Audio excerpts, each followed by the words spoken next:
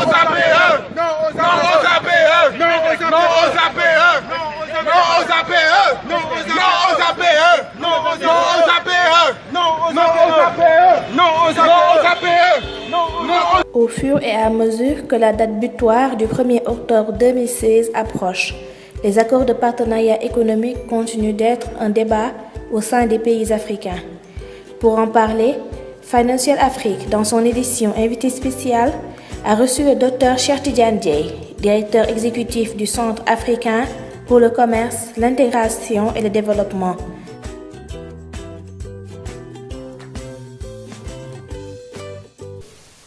Je vous remercie, M. Wade, et je remercie avec vous toute votre équipe et me réjouis de cette invitation et de l'intérêt que vous portez à ce dossier, qui n'est pas un dossier simple, loin s'en faut, qui est un dossier technique, mais qui doit être connu du peuple, parce que c'est un dossier qui finalement doit intéresser le vécu de chaque Africain de l'Ouest en particulier, de chaque Sénégalais et de chaque citoyen de ce monde.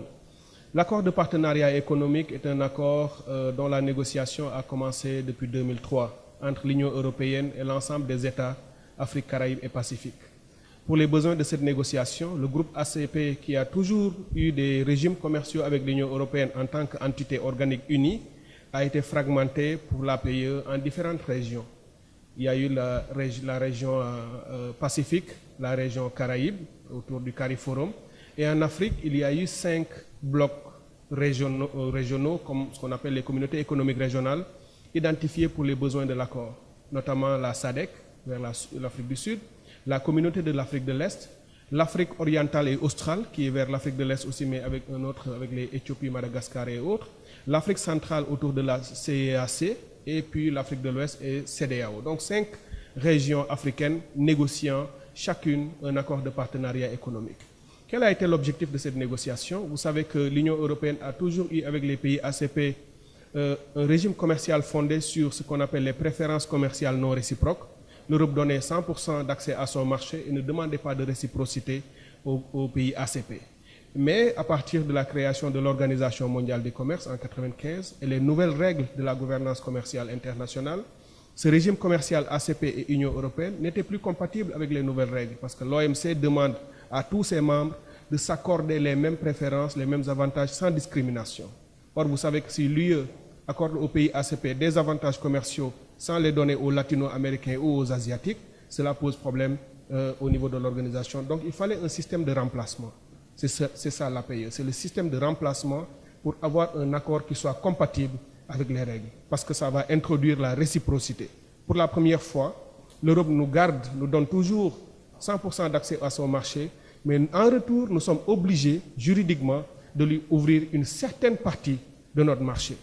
Mais cette partie-là, certaines parties, il fallait estimer pour savoir combien. L'Europe nous donne 100%, mais doit-on lui donner 50% d'ouverture, 60%, 80%? C'est cela qui a été en négociation. Et au moment où nous vous parlons, de 2003 à 2008, on a négocié, parce que l'accord devait être conclu dans un premier temps en 2007, mais en 2007, tout le monde était d'accord pour dire que personne n'était prêt sur le continent africain. D'ailleurs, vous vous souvenez la levée de bouclier à Lisbonne avec le président Abdoulaye Wade, Obasanjo à l'époque, qui ont dit, mais d'ailleurs Wade a eu une très belle image en disant, nous ne pouvons pas accepter cette sorte de camisole de force que l'UE est en train de nous mettre en nous imposant un système de remplacement qui n'est pas approprié, parce que nous avons des économies qui sont appelées à grandir. Cette camisole de force APE taillée sur mesure ne nous permettra plus d'avoir une marge et un espace politique pour grandir. Donc il a refusé, il a rejeté, et il avait raison de le faire. Parce qu'en 2007, l'Afrique de l'Ouest n'avait même pas un texte de négociation. L'Afrique de l'Ouest n'avait même pas élaboré ce qu'on appelle la liste des produits sensibles à exclure de la libéralisation. Parce que vous pouvez libéraliser ce qui est bon pour vous, mais il faut des produits à exclure. On n'avait pas cela. L'Afrique de l'Ouest n'avait pas le programme d'accompagnement qu'elle a aujourd'hui pour dire voilà ce que l'Union européenne peut faire pour faciliter la mise en œuvre de l'accord, etc.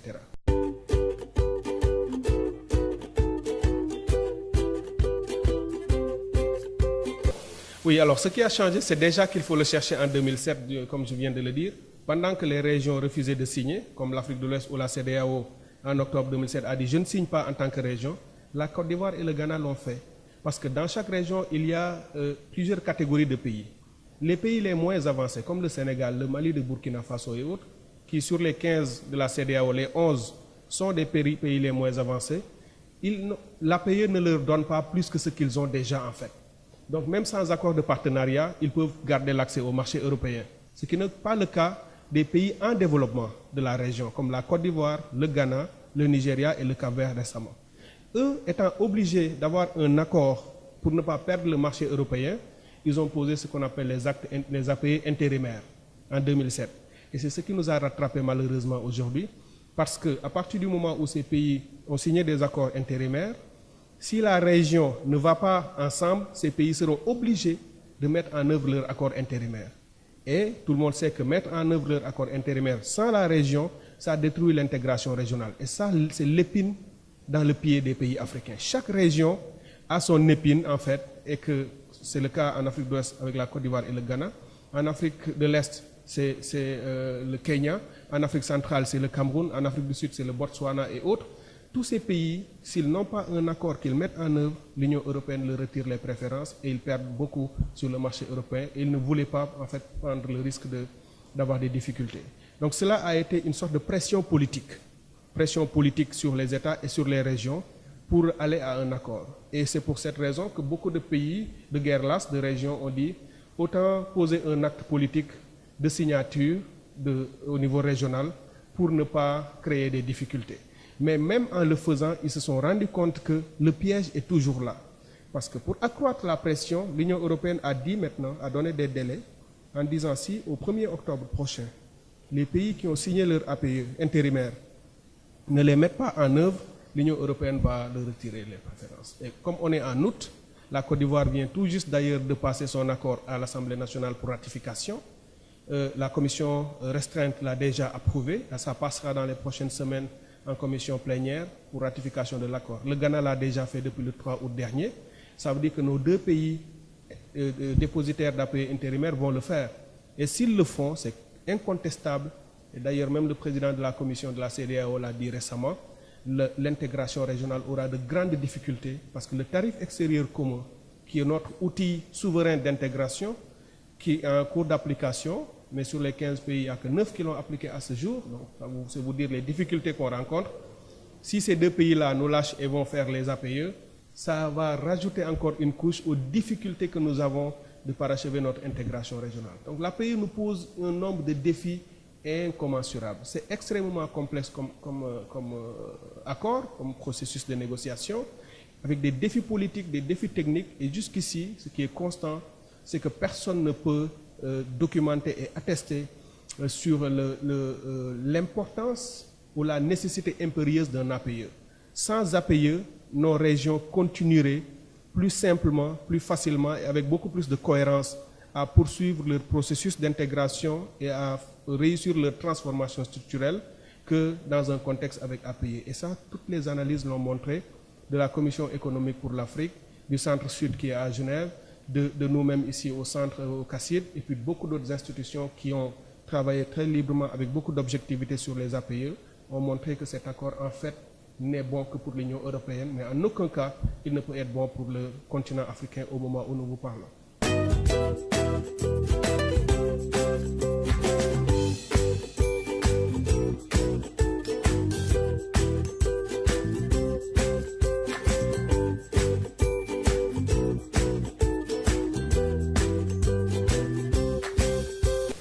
Vous avez touché du doigt le problème. Le vrai problème, il est là. Les deux pays en Afrique de l'Ouest qui ont signé, malheureusement, n'ont pas fait l'analyse au-delà d'une sorte de posture politique très circonstancielle. J'ai beaucoup de respect pour ces pays, mais vouloir garder leur accès au marché européen est une chose qu'on peut comprendre et respecter.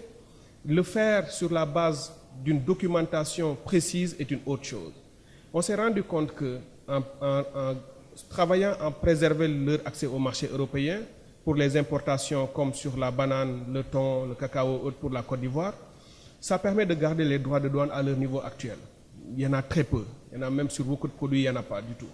Mais même s'ils n'avaient pas un APE, le surplus tarifaire que l'Union européenne imposerait serait beaucoup moins en termes d'argent, d'efforts financiers supplémentaires que ce qu'ils pourraient perdre s'ils faisaient leur accord intérimaire seuls et que la région ne le fasse pas. Je vous dis pourquoi. L'essentiel de la production industrielle de la Côte d'Ivoire est exporté en Afrique de l'Ouest. La Côte d'Ivoire exporte en Europe ses matières premières, les produits non transformés, qui justifient, qui se battent pour avoir gardé son accès au marché. Mais la base de son industrialisation, qui est remarquable dans l'espace UEMOA et CEDEAO, c'est le pays champion dans le commerce intra-régional. C'est pourquoi on a beaucoup de respect pour ce pays, qui commerce le plus avec tous les autres pays de la sous-région. Malheureusement, s'il met en œuvre un accord intérimaire, seul, sans la région, les autres pays vont lui remettre des droits de douane sur les exportations ivoiriennes qui vont dans la région. Et ce sont ces produits industriels qui vont en souffrir. Donc ce qu'ils gagneront sur l'Europe, ils perdraient beaucoup plus, parce que là, c'est au niveau régional, parce que c'est une perte directe qui aura un impact sur son industrialisation, donc sur l'emploi, son industrie pharmaceutique, l'industrie textile, l'industrie cosmétique, etc., qu'il exporte dans la sous-région, et l'agroalimentaire. Idem pour le Ghana, qui exporte aussi ses produits industriels en Côte d'Ivoire, au Nigeria, au Libéria, etc., dans d'autres pays, qui vont beaucoup en souffrir, et c'est le commerce intra-régional qui va se rétrécir s'il y avait un accord intérimaire de ces deux pays sans le contexte régional. Donc il y a une sorte, je pense, de défaut d'analyse stratégique de ces pays, mais aussi de la région. L'autre élément dont vous parlez qui est juste, c'est que le contexte mondial est très complexe maintenant. Et que ces pays, on peut comprendre qu'ils aient envie, au moment où ils ont besoin de recettes, ils ne veulent pas perdre de l'argent, de poser des actes politiques qui montrent à l'Europe qu'ils veulent faire quelque chose, mais ils peuvent le faire en essayant de gagner beaucoup plus de temps que ça et de donner à la région le temps de trouver une bonne solution politique. Parce que tout ce qu'on est en train de dire finalement se réglera sur des questions politiques. Et c'est possible. Tenez par exemple, l'Union européenne, il suffirait que l'Union européenne accorde à la Côte d'Ivoire et au Ghana le statut de ce qu'on appelle le système généralisé de préférence renforcé. Aujourd'hui, tous les pays qui n'ont pas d'accord de partenariat économique avec l'Union européenne, qui ne sont pas des pays les moins avancés, comme le Sénégal pour bénéficier du dispositif tout sauf les armes, commercent avec l'Europe dans le régime du système généralisé de préférence, qui est moins avantageux que tout sauf les armes et moins avantageux que les APE. Mais l'Europe a un autre régime qu'il a déjà accordé au Cap-Vert, le système généralisé de préférence renforcé. S'il disait à la Côte d'Ivoire et au Ghana, je vous inscris, et leur décision est toujours politique, ça règle tous les problèmes, ces pays n'auraient même plus besoin d'accord de partenariat. Il suffirait seulement la condition européenne pour accéder à ce régime, c'est juste en plus des questions commerciales, ratifier 27 conventions internationales liées aux droits de l'homme, à la bonne gouvernance, à la démocratie et des choses comme ça. Mais ce régime du système généralisé de préférence, lorsqu'on en a parlé à l'Union européenne, parce qu'on leur fait tout le temps des propositions, leur réponse a été de dire, oui, les pays ne l'ont pas demandé. Mais pour faire un dossier et demander ça, ça ne prend pas une semaine, ces pays peuvent le demander. Et d'autres Européens de la Commission disent, oui, mais il faut voir parce que les questions de droits de l'homme et de démocratie posent encore quelques problèmes là-bas. Pourtant, ils ont accordé ce régime au Pakistan. Est-ce que le Pakistan est plus démocratique que la Côte d'Ivoire et le Ghana? Si le Pakistan peut bénéficier de ce régime avantageux, on ne voit pas pourquoi le Nigeria n'en bénéficierait pas, et la Côte d'Ivoire et le Ghana. C'est vous dire que tout ceci, il y a des intérêts commerciaux derrière, mais la décision est toujours politique. Si l'UE voulait laisser à l'Afrique et aux régions africaines le temps de poursuivre leur processus d'intégration, de se parachever, de se construire et de construire leur marché, il lui suffirait d'accorder à tous ces pays en développement africains qui ont des accords intérimaires, de parfaitement suspendre les accords intérimaires et les mettre au système généralisé de préférence renforcée, et on ne parlerait plus d'accords de partenariat et les pays auraient la latitude d'avancer. Mais vous imaginez bien que l'APE, c'est vraiment l'instrument européen de reconquête du marché africain pour préserver ses parts et s'assurer que la Chine, l'Inde et le Brésil n'auront plus jamais rien. Donc tout ce qui pense que c'est vraiment un intérêt commercial, il faut des questions juridiques, ce n'est qu'un alibi. L'OMC n'est qu'un alibi. La régularité du système juridique n'est qu'un alibi. Ce qui est derrière, c'est l'enjeu économique de reconquête du marché et c'est à partir de l'APE qu'il faut le faire, c'est rien d'autre.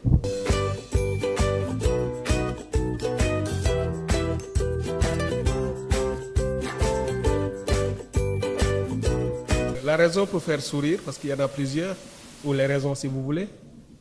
La première et la plus simple, c'est, je pense, le courage et le leadership. Le Nigeria, contrairement aux autres, à plus, peut-être, de moyens. Bon, courage, ce serait manquer de respect aux autres chefs d'État ou aux autres États, je ne voudrais pas utiliser ce terme, mais à plus de moyens et de ressorts politiques de faire face à l'Union européenne sans beaucoup de difficultés. La pression que l'Europe met sur les autres États, c'est la même pression que l'Europe a mise sur le Nigeria, mais le Nigeria, bien sûr, pour des raisons liées à sa taille, des raisons liées à la puissance de son économie, a plus de moyens de faire face à toutes ces formes de pression. Et le Nigeria, en fait, sur la structure de son économie, exporte quasiment que des hydrocarbures. Donc, n'a pas vraiment cette difficulté d'accès au marché européen parce que ce sont ces produits pétroliers qui vont principalement aux États-Unis, en Asie et accessoirement en Europe et en Afrique de l'Ouest. Donc, il n'a pas ce problème d'accès au marché, premièrement. Deuxièmement, le Nigeria a compris une chose qui est simple. On est en train de dire est-ce qu'elle a perdu ou pas sa première place d'économie africaine, est-ce que l'Afrique du Sud a repris, mais au moins, ce qui est incontestable, c'est que ça reste, sinon le premier, la deuxième économie du continent africain. Donc, très forte, avec une vision de son économie et de sa transformation structurelle, qu'elle va asseoir sur l'industrialisation et utilisation du marché de l'Afrique de l'Ouest, principalement comme son marché d'exportation de produits, de marchandises et de services. Or, ce marché de l'Afrique de l'Ouest, si on l'ouvre à l'Union européenne, dans les conditions prévues par l'accord de partenariat économique, l'Union européenne devient le concurrent direct du Nigeria sur le marché que le Nigeria voit comme son marché d'expansion naturelle. Parce que si on fait un tarif extérieur commun, un schéma de libéralisation des échanges en Afrique de l'Ouest, c'est pour que les pays ouest-africains puissent avoir des avantages entre eux que n'auront pas les partenaires extérieurs. Mais si le Nigeria, et tout le monde d'ailleurs parmi nous, les autres pays aussi, voit qu'avec un APE, aucun pays n'aura sur le marché de son voisin plus et mieux que ce que l'Europe aura sur le marché, mais il n'y a pas d'avantage à avoir une intégration régionale. Et c'est ce qui est en train de se passer.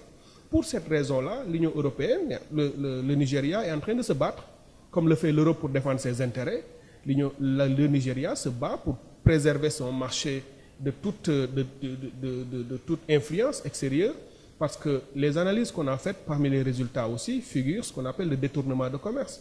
Si l'APE est mis en œuvre en Afrique de l'Ouest, les avantages qu'on accorde en termes de libéralisation tarifaire à l'Union européenne feront en sorte que les produits européens, devenant beaucoup plus compétitifs, vont éjecter les produits d'autres pays tiers de ce marché, mais vont aussi certainement éjecter des produits africains, ouest-africains de ces marchés. Donc le Nigeria, c'est une analyse stratégique qui lui dit que, écoutez, un APE n'est pas ce qu'il vous faut aujourd'hui et que vous devez tout faire pour vous préserver et préserver le marché ouest-africain, qui doit d'abord être un marché pour les produits ouest-africains, avant d'être un marché pour les autres produits. Donc ce que le Nigeria a réussi, en faisant face, parce que son économie lui permet de le faire, parce que sa puissance économique et son leadership politique lui permettent de faire face à l'Europe sans difficulté, malheureusement, les autres pays n'ont pas eu toujours cette possibilité. La Côte d'Ivoire, qui est sortie d'une crise qui a été longue et dramatique, a vraiment eu peut-être plus de faiblesse au plan politique et a eu plus besoin de l'Union européenne sur le plan de l'accompagnement pour la reconstruction et la relance de son économie, et n'a pas peut-être pu avoir toute la force pour résister à l'Europe.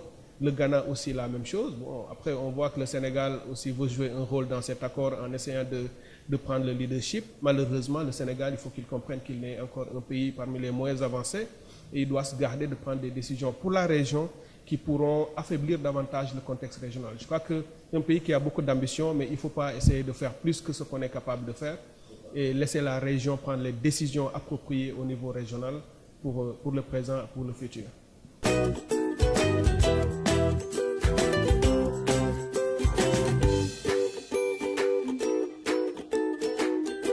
Moi, je veux rester optimiste. Je veux pas créer une situation de tension plus qu'il y en a déjà. Je pense qu'une bonne solution politique sera trouvée. Vous savez que les accords intérimaires de la Côte d'Ivoire et du Ghana, c'était depuis 2007-2008. Ils ont paraphé en 2007, signé en 2008, et on est en 2016. C'est-à-dire quasiment 8 ans après, les accords n'ont toujours pas été mis en œuvre. Et l'Europe s'est toujours plainte de ce que les pays n'aient pas pris les dispositions nécessaires pour mettre en œuvre leurs accords. C'est que ces pays eux-mêmes sont gênés par le fait de poser des actes qui détruiraient le processus d'intégration régionale. Je sais que ce n'est pas ce qu'ils veulent faire. Et ce qui est constant dans l'accord de partenariat et dans tous ces processus commerciaux, c'est que la politique est toujours derrière les techniciens qui négocient. Les décisions qui changent ou qui infléchissent dans un sens ou dans un autre sont toujours des décisions politiques. Si on est face à l'éventualité d'une destruction imminente et inéluctable du processus d'intégration régionale, je pense que nos chefs d'État prendraient leur téléphone, appelleraient les chefs d'État européens, parce que la Commission européenne, il ne faut pas qu'on s'y trompe, ce n'est qu'un instrument technique de l'Union européenne. Mais la décision doit être prise par les États européens, et eux, je pense que face à l'éventualité d'une déstructuration du processus d'intégration régionale, tous les États prendraient la décision appropriée. C'est pourquoi je ne suis pas trop pessimiste sur cette question. Quand bien même j'ai vu la Côte d'Ivoire et le Ghana ratifier leur accord intérimaire, ce qui est déjà un acte très très avancé, mais la ratification n'entraîne pas automatiquement la mise en œuvre. Ils peuvent encore, entre la ratification, je pense que c'est l'acte politique qui permettra à l'Europe de dire « Ok, vous avez ratifié, donc vous avez posé un bon acte, on peut encore gagner du temps. » Et pendant ce laps de temps-là, on a toujours plaidé pour que les chefs d'État africains trouvent la bonne solution. Parce que la Côte d'Ivoire et le Ghana ne peuvent pas et ne doivent pas mettre en œuvre leur accord. Ça, c'est constant. Maintenant, comment on va le résoudre? Ça, c'est une décision politique qu'il faudra. Et parmi les solutions, je l'ai dit, le fait que l'Union européenne, de guerre lasse, finisse par comprendre qu'elle a voulu imposer un accord qui ne peut pas passer, peut se rendre compte qu'il y a des options qui existent, qu'on lui a proposées et qu'elle aille dans d'autres directions. Et je pense que les Africains aussi ont compris et commencent d'ailleurs à être convaincus là-dessus, que l'accord de partenariat économique ne peut pas se faire ou se mettre en œuvre concomitamment avec la poursuite de l'agenda sur un certain nombre de domaines, dont la mise en place de la zone de libre-échange continentale, qui est en train d'être négociée en ce moment, qui devrait être parachevée en 2017. Or, la Commission économique pour l'Afrique, nous-mêmes au centre, et puis d'autres institutions sérieuses montrent que si les accords de partenariat économique de la CEDEAO, de l'Afrique de l'Est, etc., sont mis en œuvre pendant que nous négocions et que nous n'avons pas encore bouclé notre zone de libre-échange continentale, cette zone de libre-échange connaîtra énormément de difficultés dans sa mise en œuvre ultérieure. Et ce n'est pas ce que les Africains veulent faire. Ils veulent garder la souveraineté sur leur agenda propre, réussir à construire des projets africains autonomes, mais tout processus extérieur qui viendrait l'influencer négativement doit être contrecarré. Et je pense qu'en dépit de ce qu'on peut penser de nos chefs d'État, ils ont au moins, je pense, cette clairvoyance de comprendre que ça ne peut pas marcher et ils finiront par prendre les bonnes décisions.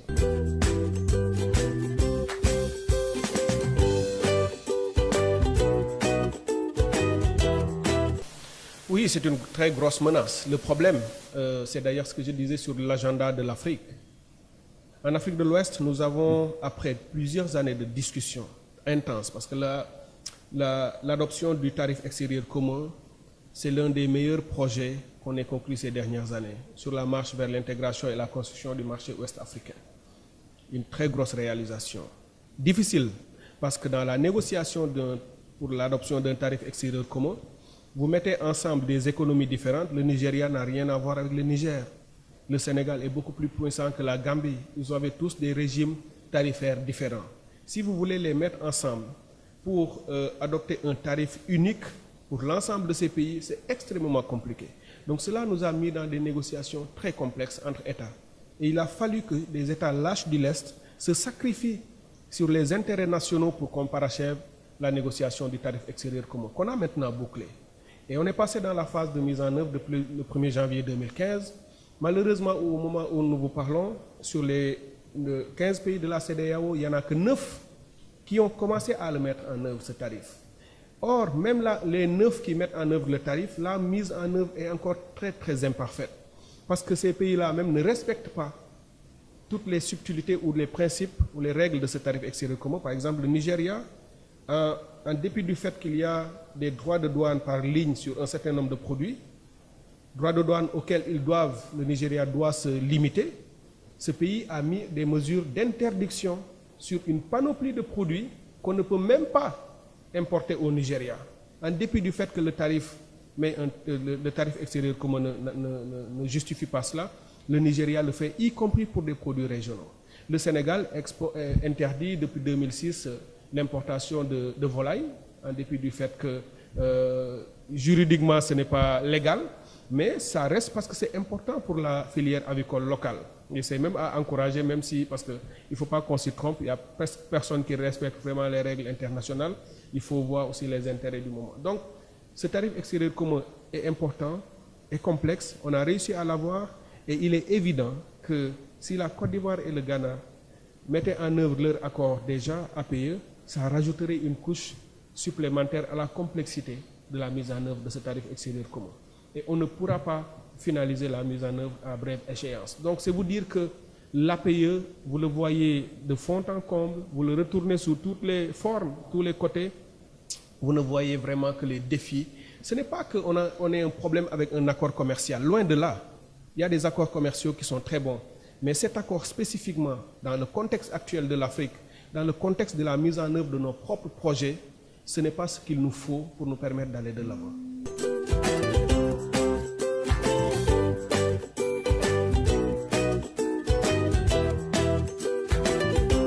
Oui, absolument. Et comment il faut le voir? J'arrête pas de dire d'ailleurs que l'APE, on a mis en avant la dimension technique, notamment juridique, en disant c'est une obligation pour respecter les règles de l'OMC. Et c'est faux. Et je l'ai dit, l'OMC n'est même pas un alibi. Mais ce que vous dites sur la clause de la nation la plus favorisée est la preuve irréfutable que l'APE a d'abord une dimension stratégique, une dimension en intelligence économique ou géostratégique si vous voulez, qui prend le dessus sur toute autre considération. L'Union européenne fait un constat très simple, que ses parts sur le continent africain ne cessent de se réduire et c'est une tendance structurelle à la baisse. Exemple, en 1975, lorsqu'on créait la communauté économique des États de l'Afrique de l'Ouest, CEDEAO, 1975, la part des pays ouest-africains dans le commerce avec l'Union européenne était de quasiment 75%. C'est-à-dire que 75% du commerce ouest-africain se faisait avec l'Union européenne en 1975. Aujourd'hui, en 2016, cette part qui était autour de 75% est tombée à quelque chose autour de 27-28%, en importation comme en exportation. Et cette baisse est structurelle.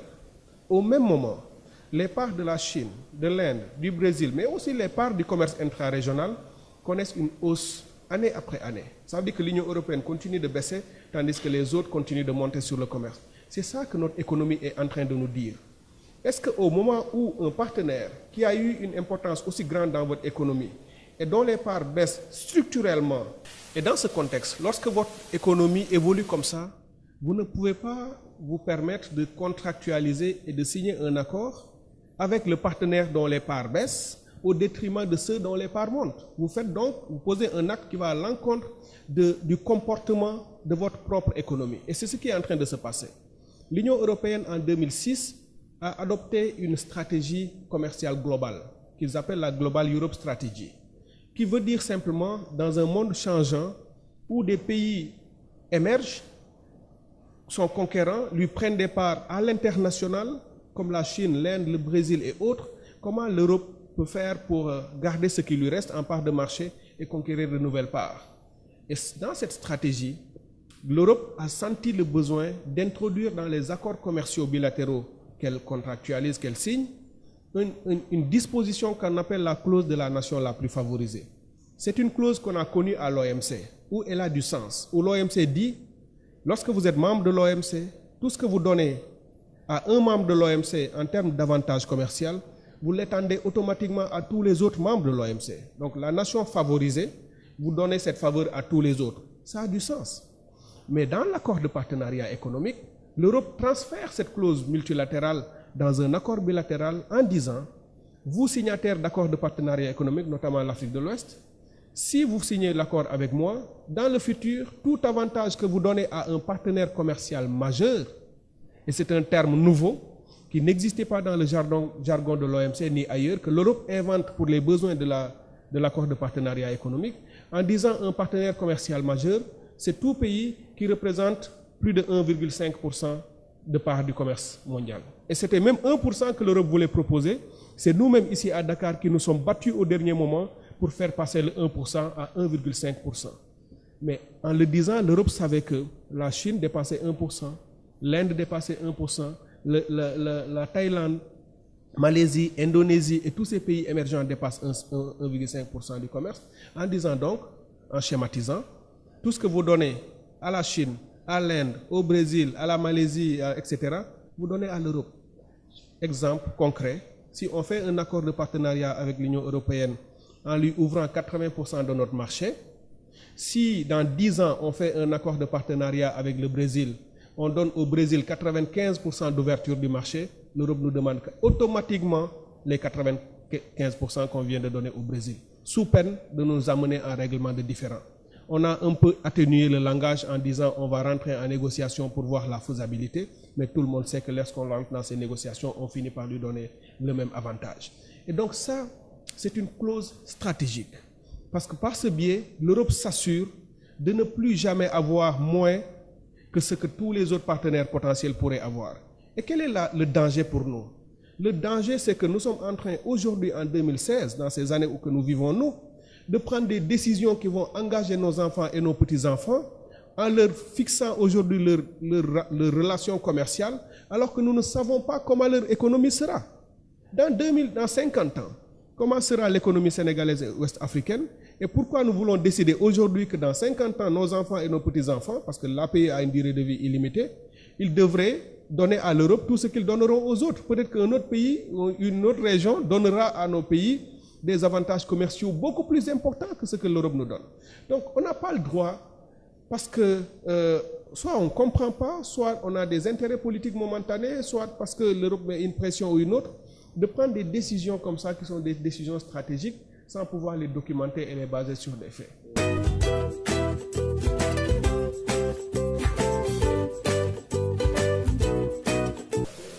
C'est ça l'incohérence.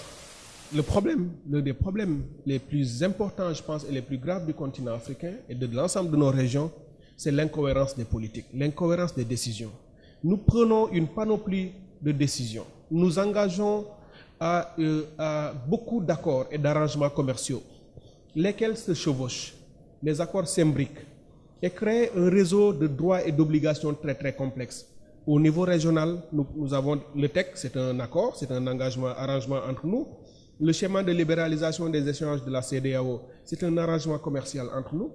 Nous avons un arrangement avec l'Union européenne dans l'APE. Nous concluons des accords avec la Chine, avec les autres.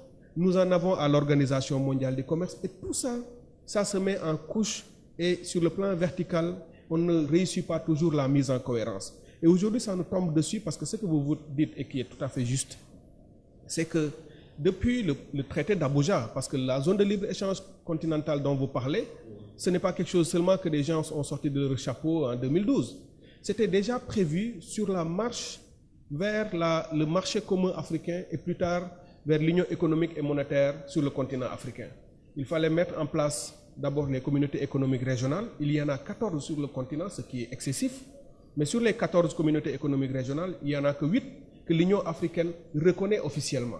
Mais parmi les 8, vous avez une communauté qui est comme la CENSAD. CEDEAO est une communauté organique connue, qui a une région, un territoire, une population, des institutions et des instruments commerciaux. Mais CENSAD, on le reconnaît juste pour des raisons politiques. Si vous dites que CENSAD doit participer à la négociation de la zone de libre-échange continentale, ce n'est même pas une région parce que l'ensemble de ses membres sont déjà membres d'autres communautés économiques régionales dans lesquelles ils sont actifs. Et c'est cette incohérence-là qui nous gêne sur le continent. Donc, on décide d'aller vers la zone de libre-échange continentale. En 2012, les chefs d'État adoptent la feuille de route pour négocier l'accord de la zone de libre-échange continentale et le signer en 2017 au plus tard. Mais de 2012 à 2015, 3 ans, on n'a quasiment rien fait. C'est en 2015 qu'on démarre les négociations pour un accord qui est censé se terminer en 2017, en 2 ans. Il n'est pas possible. Et ça aussi, c'est l'une des difficultés, je pense, de nos pays, à avoir cette vision stratégique, à faire les choses à temps et en respectant les agendas et les calendriers. Ça, c'est le premier défi de la zone de libre-échange continentale. Le second défi de cette zone, c'est par exemple le financement. Une négociation coûte cher. Lorsque vous voulez négocier en tant qu'Africain, le dossier africain par excellence, et que vous ne voulez pas d'influence extérieure, vous devez vous donner les moyens de financer votre processus. Mais sur les 20 millions de dollars mobilisés à ce jour pour financer la négociation, il n'y a que 3 ou 3,5 millions qui viennent du continent africain. Le reste, ce sont les partenaires au développement qui le donnent. Ça aussi, c'est un problème sur le financement pour adosser nos positions et notre vision sur une certaine souveraineté économique qu'on accepte de se donner. Le troisième défi, c'est ce que vous dites, c'est lié directement à l'accord de partenariat économique. On dit qu'on négocie la zone de libre-échange continentale. On s'appuie sur l'existant, c'est-à-dire les communautés économiques régionales qu'on a déjà réussi à construire. Mais ces communautés économiques régionales, chacune d'entre elles a son accord de partenariat économique. Et déjà, son accord pose problème parce que certains de ses membres acceptent en bien que d'autres n'acceptent pas. Et je vous dis en passant, les problèmes de l'APE, ce n'est pas seulement l'Afrique de l'Ouest. La communauté de l'Afrique de l'Est, le Kenya force pour y aller. La Tanzanie vient de dire officiellement qu'elle se retire de tout accord de partenariat économique. Elle s'était déjà engagée. Juste après le Brexit britannique, la Tanzanie a dit qu'elle ne va plus du tout à l'accord de partenariat économique. Et c'est vous dire donc que toutes les analyses actuelles montrent que si chaque région africaine gardait son accord de partenariat avec l'Union européenne, on peut dire adieu à notre zone de libre-échange continentale. Elle ne fonctionnerait pas. Parce qu'elle n'aurait plus de raison d'être. Puisque si on décide, nous, de donner des avantages au Kenya, ou au Cameroun, ou à un autre pays africain, et que l'APE nous oblige à donner le même avantage à l'Union européenne, quel est l'intérêt d'avoir la zone de libre-échange continentale? La raison voudrait qu'on ait, nous, notre zone de libre-échange continentale, c'est ce que l'Europe a fait. Elle s'est construite, elle s'est consolidée, et dans les intérêts qu'elle a maintenant pour asseoir et renforcer son économie interne, elle fait des accords commerciaux un peu partout dans lesquels elle trouve des avantages pour ses entreprises. Nous, c'est ce qu'on nous manque. Au moment où nous construisons nos politiques, alors qu'elles ne sont pas encore finies et installées, nous mettons en œuvre des accords qui influencent nos propres politiques internes. Donc la zone de libre-échange continentale, pour schématiser, c'est un dossier important qui est sur la table, mais qui certainement est en train d'être miné de l'intérieur par le fait qu'on ait des accords différents avec une panoplie de partenaires extérieurs qu'on n'a pas la cohérence qu'il faut.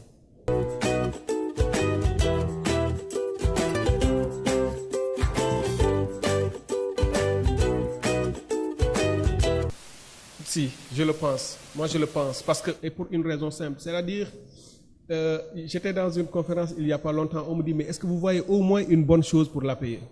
Je lui dis, je ne suis pas quelqu'un qui essaie de chercher toujours à être le centriste. Quand je ne suis pas d'accord avec quelque chose, j'assume mes positions et je les défends. Moi, je suis comme ça. Je n'essaie pas de voir des circonstances atténuantes à l'APE parce que je n'y crois absolument pas. Lorsqu'on dit qu'un processus vous détruit votre intégration régionale et que derrière on vous dit l'intégration régionale est une nécessité impérieuse pour construire votre développement, est-ce que vous pouvez voir du bien dans ce processus? Je vous donne un exemple très simple. Le Sénégal fait le plan Sénégal émergent.